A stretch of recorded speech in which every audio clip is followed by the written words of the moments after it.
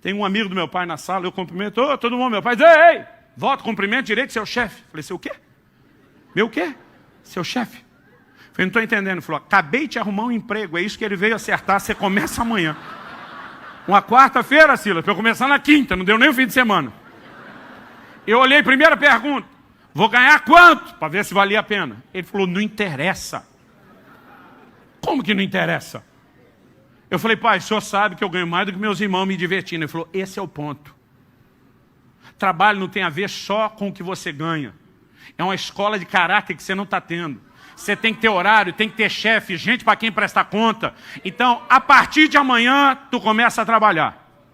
E dizia, a partir de hoje, depois de tirar o dízimo, que é a parte de Deus, você só vai ficar com esse pequeno percentual. O resto você vai ajudar em casa. Eu lembro que eu olhei para meu pai indignado e falei, você não precisa. Ele falou, eu posso não precisar, mas você precisa. Você tem que aprender que filho não é um bicho sanguessuga, que só fica arrancando tudo da família. É alguém que depois de uma idade vai contribuir, vai trabalhar para a família, vai oferecer algo. Agora, mas o que aconteceu com essa mentalidade? A nova geração não faz nada. Os meninos não cortam a grama, não põem lixo para fora, não arrumam a cama, os meninos não lavam a louça, não ajudam a cozinhar, e os pais é que faz tudo por eles o tempo todo. Um dia desse alguém na igreja reclamou, falou, pastor, essa nova geração está muito mimada. Falei, quem foi que mimou? Agora a escultura saiu ruim, a culpa é da pedra. E o escultor não paga a conta? Eu falei, se a nova geração é mimada, é porque vocês, a geração anterior, estão estragando elas. Os pais de hoje em dia estão ficando mole demais. Irmão, deixa eu te dizer algo, é sério o que eu estou te dizendo. O assunto não é esse. Mas se você me desse uns 3 dias inteiros para nós ser exaustivo, eu te mostro isso com muito afinco na palavra de Deus. Há uma visão de criação de filhos que nós estamos perdendo. Por quê? Nós somos parte de uma geração que acha que foi muito reprimida, que nossos pais foram muito duros, e que a gente decidiu dar uma versão de vida mais soft e suave para a próxima geração. E o que a gente não entende é que a firmeza que tiveram conosco construiu um caráter. E a falta de firmeza que nós estamos deixando de ter com eles está produzindo alguma coisa errada. Gente, se você é um desses do que eu vou falar agora, faz cara de paisagem, finge que não é com você, para não parecer que está passando vergonha. Não dá para entender garotos de 30, 40 anos morando na casa dos pais, jogando videogame. Eu não consigo entender isso. Nós temos uma lacuna de uma geração de homens, mulheres de Deus e pregadores, aí tem um vazio. E um ou outro garoto aqui ou lá parecendo fazer algo. O que é que está acontecendo? A gente não percebe que há uma estrutura de pensamento que está desprogramando a gente por um monte de coisa. E a gente tem que resgatar uma forma correta de lidar com os filhos. Meu filho, quando fez 18 anos, ele foi estudar fora. Desde os 14 ele tinha ganho uma bolsa de estudos. Antes dele mudar, eu tive uma conversa com ele. Falei, filho, a escola vai ser de graça. Mas morar custa, viver custa. E o que você ganha, e vai continuar ganhando, prestando serviço, você trabalha, né, desde os 16. Eu falei, o que você ganha, não dá para se manter lá. Ah, pai, Deus me abençoou com esse mantenedor aqui. Eu falei, eu sou grato a Deus por ele. Mas juntar o que você ganha e o que ele te dá, não é suficiente para te bancar lá, ainda mais com esse dólar. Eu tenho que entrar com tanto. Minha parte e minha cota é essa. Isso significa o quê? Você vai ter que fazer um orçamento. Você vai ter que viver com tanto. Agora, preste atenção. Porque aos 18 anos, o menino já estava falando de casar. E falei, eu te dou todo o meu apoio, te dou a bênção para você ir à frente com essa garota. Mas, primeiro você tem que aprender a ser homem. E você acha que com 18 anos de idade, você é muito adulto, mas não é tão crescido como você acha. Falei, então se você quer levar essa história, tanto de morar fora, como casar cedo adiante, e eu apoio, eu vou ter que te botar na estufa. Vocês usam essa expressão aqui? Enrolava a banana no jornal, botava debaixo do fogão para acelerar o processo de amadurecimento. Falei, vou ter que te botar na estufa. Ele me olhou com uma cara de, hã? Falei, deixa eu usar um versículo apócrifo, para você entender. Tirar do filme Tropa de Elite. Eu batendo na sua cara e dizendo, 02, pede para sair. E vendo até onde você aguenta. Vai ser mais ou menos assim. Você quer o jogo? Eu posso acelerar o processo. Mas você quer jogar o jogo? Quero. Você vai aguentar? Vou. Falei, eu acho que você não sabe o que está falando, mas eu acredito que você vai lutar para isso. Falei, pois bem, primeira lição. Não adianta você pensar em formar uma família se você não cuida de um orçamento nem como solteiro. Então, primeira coisa, você vai ter que aprender a cuidar do seu orçamento. Se você gastar mais do que aquilo que você pode, eu não vou te socorrer. Não me ligue pedindo dinheiro. Eu falei, você sabe, quando eu te prometo algo aqui em casa, é que nem o decreto dos reis da Média e da Pérsia, irrevogável. Porque, querido, se deixar, eles vão construindo todo um estilo de vida que às vezes nós estamos apoiando e ajudando eles a ir para o lugar errado. Um dia cheguei em casa, minha mulher, não é que ela está triste, mas ela não está feliz. Minha mulher sempre é sorridente, empolgada. Cheguei, ela não estava feliz. Não estava triste, mas não estava feliz. Sabe esse mistério? Olhei e falei, tem algo diferente aí. Tudo bem, amor? Tudo. Falei, não está tudo bem. Não, está tudo bem, não está, amor? Tem alguma coisa te incomodando. Pode não ser grave, porque você não está triste. Mas tem algo te incomodando e você não está feliz. Apertei um pouquinho, ela soltou, não, estou com a dó do Israel. Nosso filho estando fora. Falei, dó do quê? Ele lá longe, sozinho, com privações. Falei, amor, tinha que ter dó de nós, que estudamos nas escolas estaduais. O menino está na América, no primeiro mundo.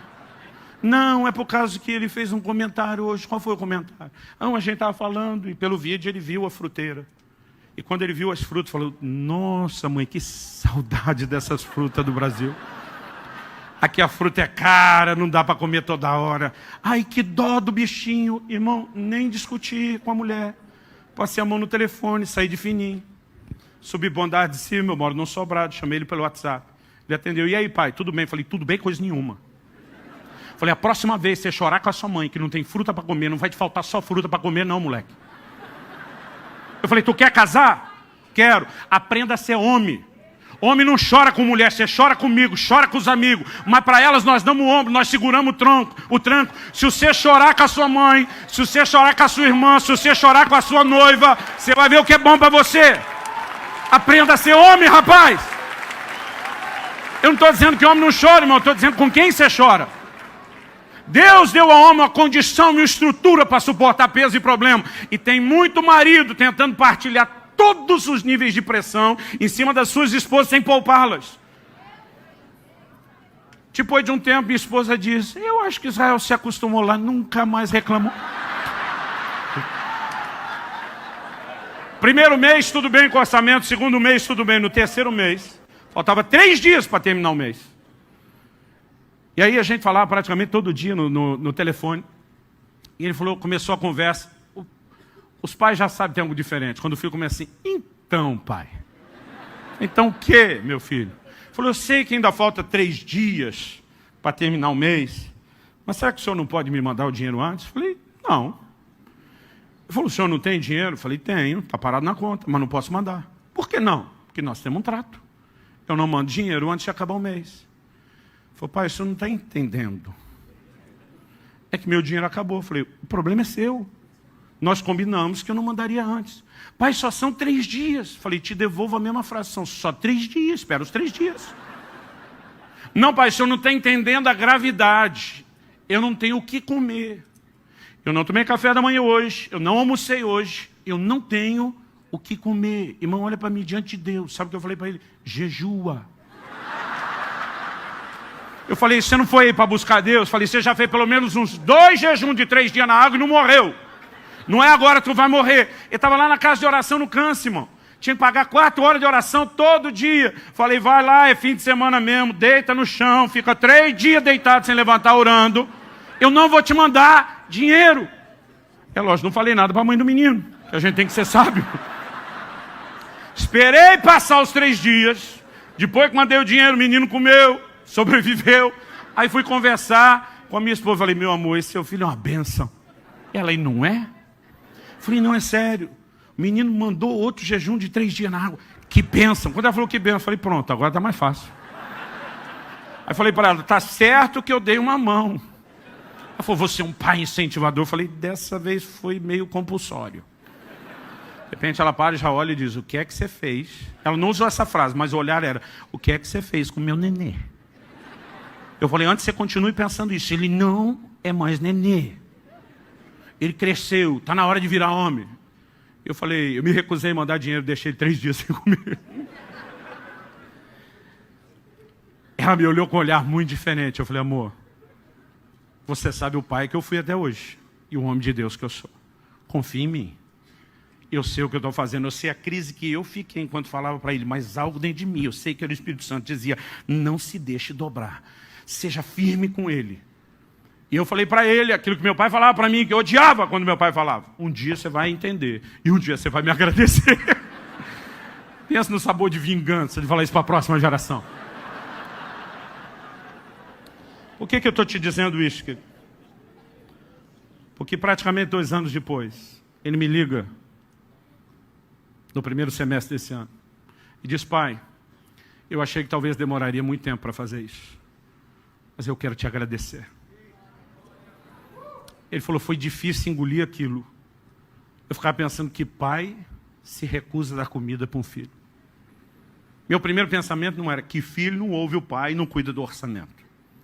Ele diz, meu primeiro sentimento era que pai se recusa a dar comida para um filho. Eu falei, você ficou com raiva? Ele falou, não pai, eu parei no nível da indignação. Não transicionei para raiva. Eu falei, como é que você lidou com isso? Porque nós nunca mais conversamos sobre o assunto. Ele falou, eu levei em conta o pai que você sempre foi. E quando eu olhava o pai que você sempre foi, o que eu estava tentando sentir a seu respeito não combinava com o resto. O pai presente, o suporte, o apoio, seu investimento, sua disposição de lutar por mim. Então eu tive que dar o voto de confiança. Ele sabe algo que eu não sei. Ele entende algo que eu não entendo. É melhor eu esperar e confiar nele. Minha segunda lição para ele, eu falei, filho, agora tu aprendeu do orçamento. Eu falei, se eu te socorro no primeiro mês, você ia correr pedindo recurso todo mês. Esse negócio não para. Eu falei, agora que você entendeu que é sério. Eu falei, deixa eu te explicar algo. Se acontecer de novo, não me ligue. Ele falou, pai, essa eu já sabia, ok, mas a segunda é, se posicione para buscar em Deus provisão. Porque eu não posso te ensinar só a ser um homem responsável. Eu tenho que te ensinar a ser um homem de fé.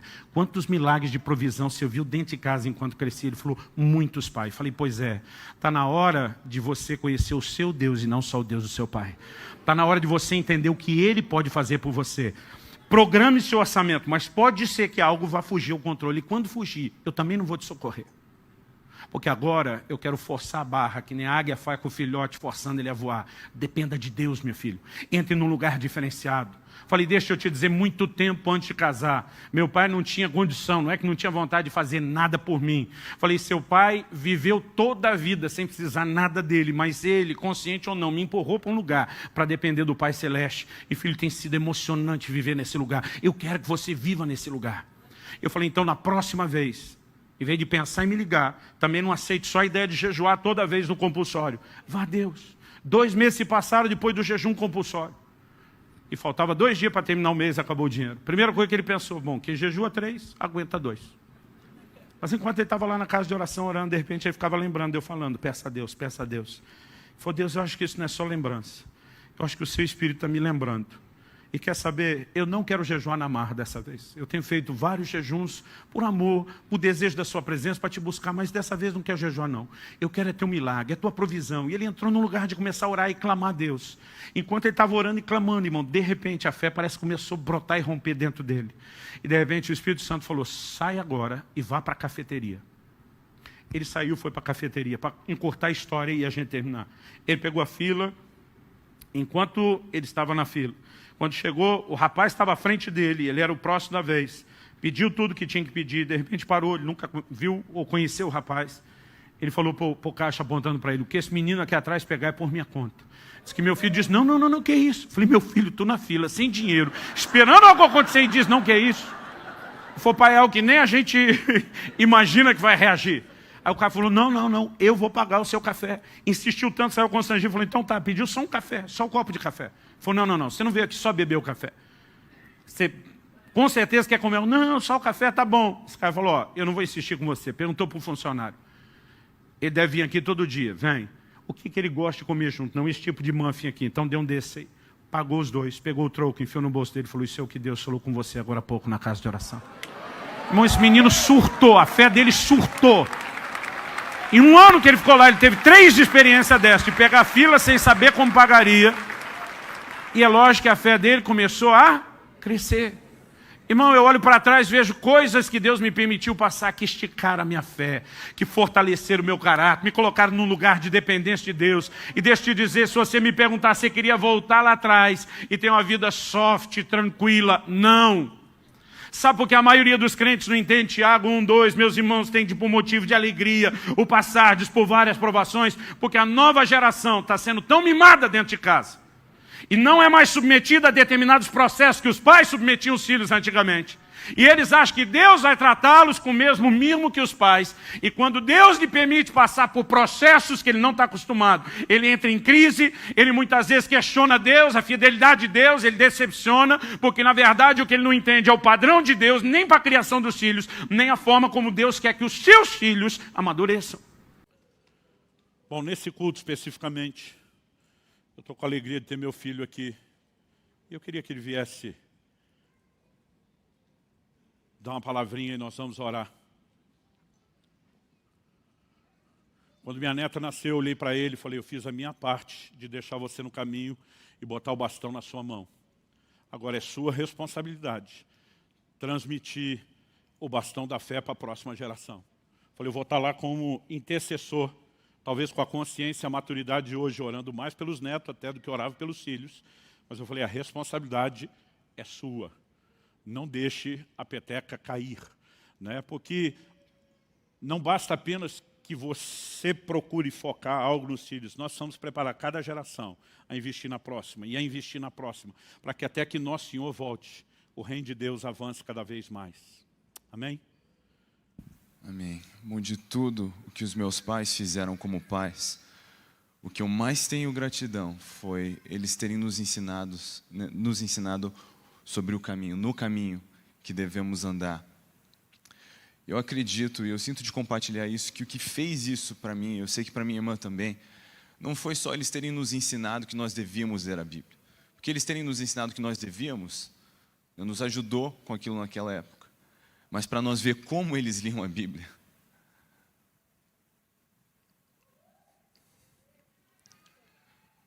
Não foi eles terem nos ensinado acerca de orar, foi ver eles orando. E muitas vezes tem pais que tentam ensinar seus filhos acerca da importância das coisas, mas sem praticar não vai ter como. Nós precisamos liderar pelo exemplo e hoje eu já digo isso como pai, né? Não só filho, eu tenho tentado repetir isso na vida da minha filha. Que desde hoje, as primeiras coisas que ela está aprendendo são aquelas brincadeiras que a gente faz, de onde Jesus mora.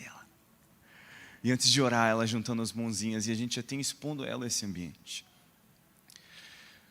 Se nós conseguimos expor os nossos filhos a essa paixão, eles vão conhecer a verdade. Sabe por que a verdade liberta? Conhecer a verdade liberta? Porque não tem verdade mais bela. Então, em casa, nós líamos a Bíblia, orávamos desde criança, muitas vezes até com a ajudinha de uma regra. Mas quando eu saí de casa, eu continuei exercendo essas coisas porque elas não eram práticas de família. Era um relacionamento com Deus. Nós precisamos entender que nós estamos preparando nossos filhos para andar em lugares que nós não vamos andar. O importante não é que eles amem ao Senhor conosco, o importante é que eles aprendam a amar ao Senhor. Em Deuteronômio 6, nós temos esse mandamento importantíssimo que depois Jesus fez como referência do mandamento mais importante. E além de ensinar, né, o Senhor como andar, que amássemos Ele de todo o coração, alma e força, Ele falou, né, ensine isso aos seus filhos, quando eles se acordarem, quando eles forem dormir. Diante do noivo, ninguém pode ter uma lanterna acesa com óleo emprestado. Nós temos essa responsabilidade individual e precisamos preparar nossos filhos para isso. O meu motivo de maior gratidão, Pai, foi o seu ensino e o seu exemplo. Meu maior gratidão, Mãe, o seu ensino e o seu exemplo. Eu não sei quantas vezes, mesmo quando o papai viajava e estava fora, eu vinha conversar com você e você falava para mim, explicava sobre o que ele estava fazendo. Né, comparava ele com o que eu estava assistindo nos Storykeepers, o desenho da igreja, falava do apóstolo Paulo e eu pensava, uau, papai é meu herói. Eu não sei quantas vezes a gente abriu a porta do quarto. Eu lembro disso tantas vezes, ver você lendo a Bíblia e chorando. E às vezes a criança perguntar, está tudo bem? E você dizia assim, Deus só está falando comigo aqui. Esse exemplo foi demais.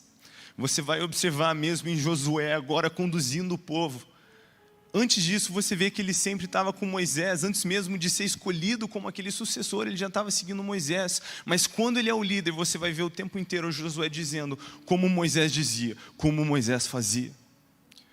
E eu queria trazer esse lembrete prático de que nós precisamos liderar pelo exemplo. Porque o que mais machuca, e na minha experiência, mesmo fora do Brasil e aqui, quando eu vejo pessoas afastadas, sem brincadeira, assim, mais da metade do tempo, foi ser machucado com hipocrisia. Meus pais diziam isso, faziam a gente fazer isso, mas não viviam isso. Nós precisamos dar esse exemplo. Isso é chamativo, é convidativo. E foi o que eu acredito que mais, desde criança, chamou a minha atenção para querer seguir ao Senhor. E nós precisamos lembrar de outra coisa. É importante que a gente exponha os nossos filhos às lutas. Muitas vezes a gente quer poupar eles das dores, mas a gente precisa expor ele às lutas. Porque as lutas que nós enfrentamos e com Deus vencemos são os monumentos que eles vão ter. Várias vezes os meus pais sentavam conosco e diziam, olha, nós estamos passando por isso, temos esse desafio, mas nós vamos ver o Senhor agir. E a gente orava como família, adivinha só, nós vimos o Senhor agir. E isso foi encorajando, alimentando a minha fé. Nós precisamos ter discernimento de entender esses momentos.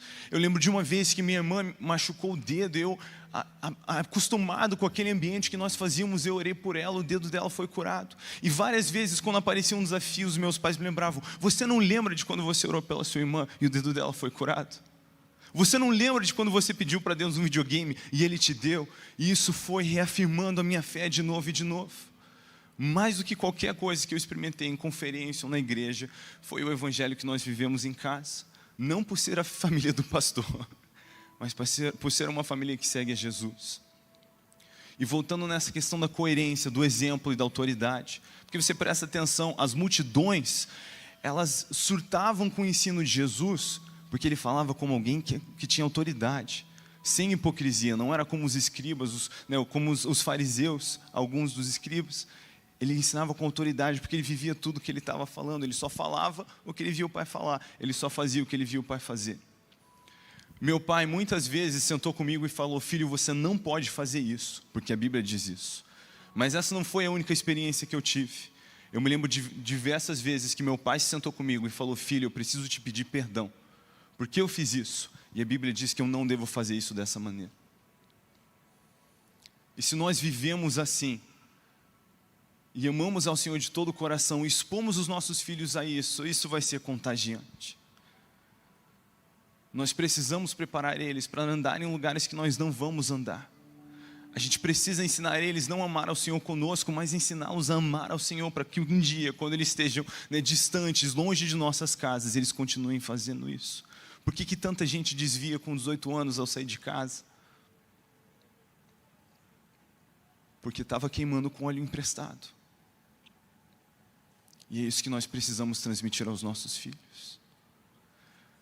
Para que, trabalhando com todo amor e intensidade, se não testemunharmos com os nossos próprios olhos o retorno do Rei, vamos preparar os nossos filhos para testemunhar esse retorno. Se não ver esse retorno, para preparar os seus filhos para ver a volta do Senhor Jesus, até que Ele venha. Precisamos amá-lo de todo o coração, ensinar os nossos filhos a fazer o mesmo. Com toda energia, toda intensidade, até a última flecha. Porque não tem outro motivo para estarmos aqui senão esse. Essa tem que ser a prioridade de nossas vidas. E eu quero lembrar isso para você hoje, pai, como filho. Eu estou dizendo aqui, diante dos meus pais, a coisa mais importante que eles me deram foi um ensino acerca do Senhor e o exemplo. Não teve viagem, não teve presente, não teve aniversário, não teve brinquedo, não teve nada mais importante do que isso. E é exatamente isso que é a minha oração, que eu quero dar isso para os meus filhos. Hoje eu só tenho a primeira, a minha filha, mas todos os dias a minha oração é, Senhor, me ajuda a educá-la, a criá-la além da minha capacidade. Eu preciso da sua mão, do seu auxílio. Porque eu não estou só, meus filhos são flechas, eu estou preparando eles eu já digo eles plural, pensando nos que a gente vai ter, tem a primeira. Mas essa é a minha visão, de preparar os meus filhos para o reino, eles são guerreiros, eles vão ser enviados. E eu sei que eles vão caminhar em dias mais difíceis do que os meus dias. Né? Moisés preparou um Josué para andar em lugares que ele não ia andar. Nós precisamos entender isso. E com o auxílio de Deus, preparar os nossos filhos para amar e servir ao Senhor, em mesmo lugares que nós não vamos caminhar. Você recebe essa palavra?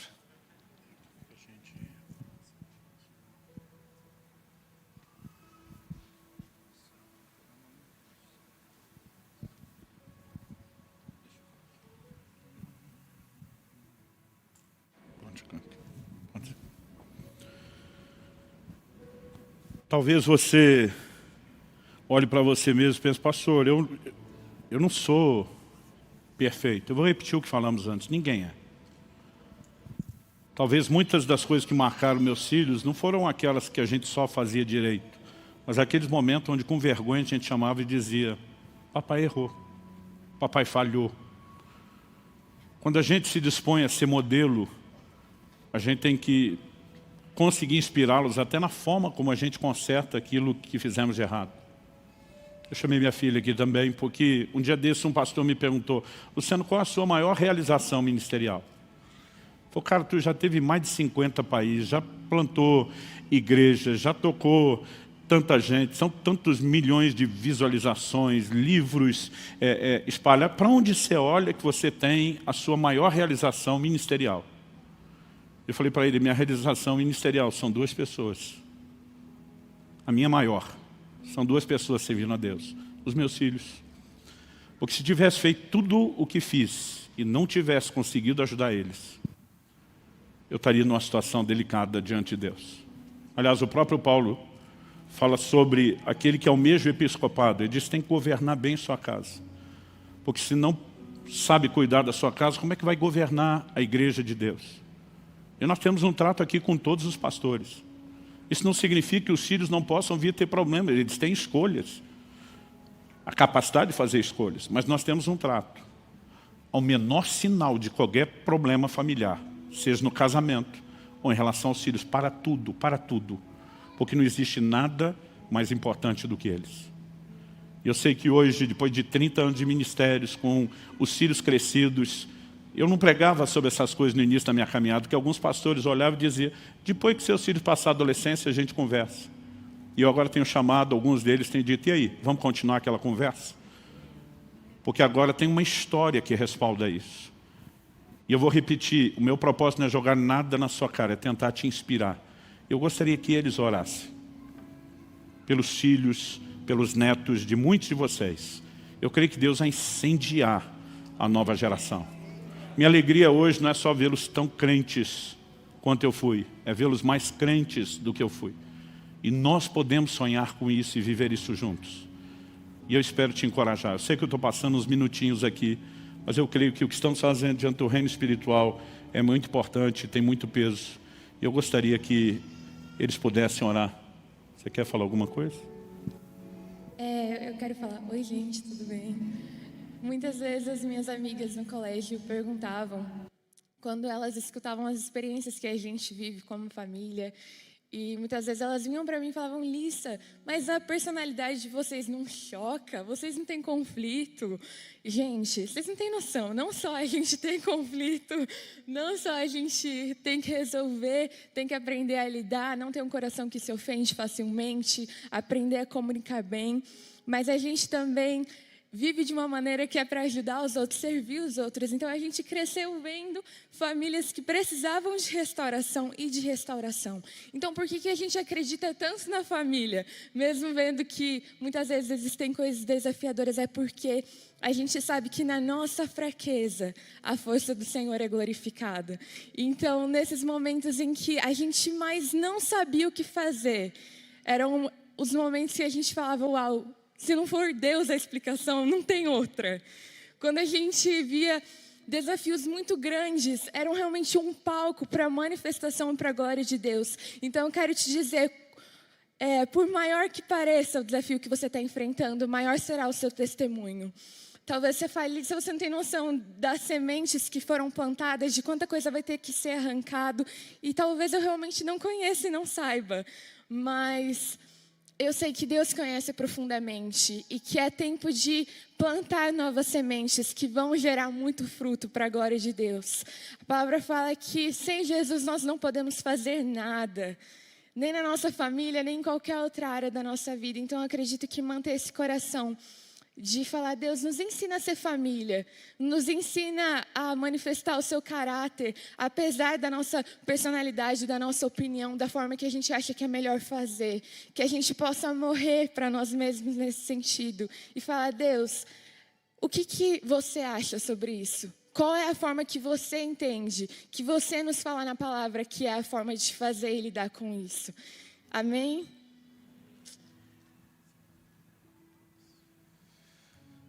Senhor, nós te agradecemos pela sua voz que nos conduz, a tua mão que nos guia, nos protege.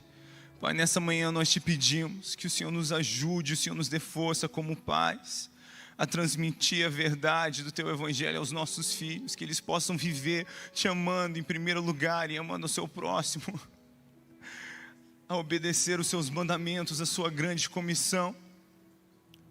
Senhor, nos dá graça nessa manhã para todos aqueles que têm sentido que eles não têm o que é suficiente para transmitir aos seus filhos.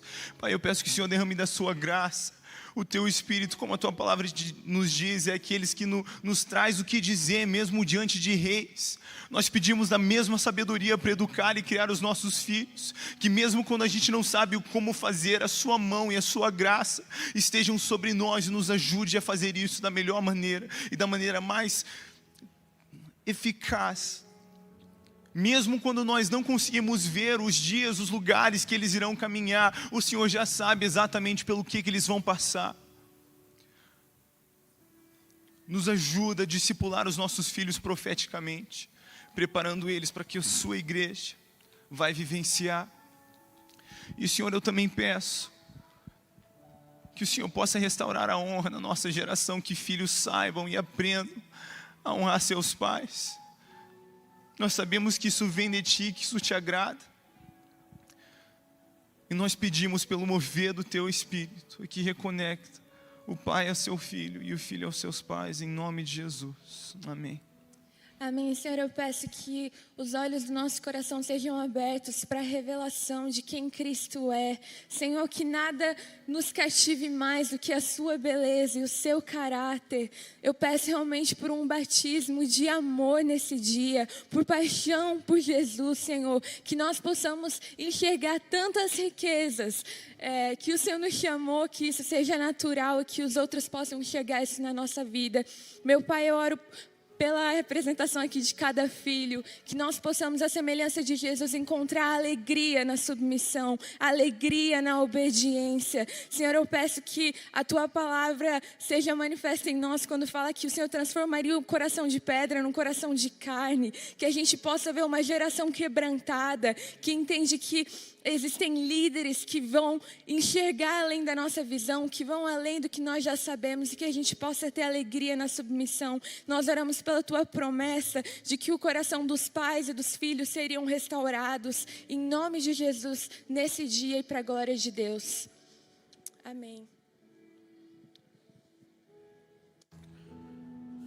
Pai, nós oramos por milagres em cada casa. Se até Manassés encontrou lugar de arrependimento, nós queremos que não há nada que não possa ser mudado ou revertido na história dessas famílias.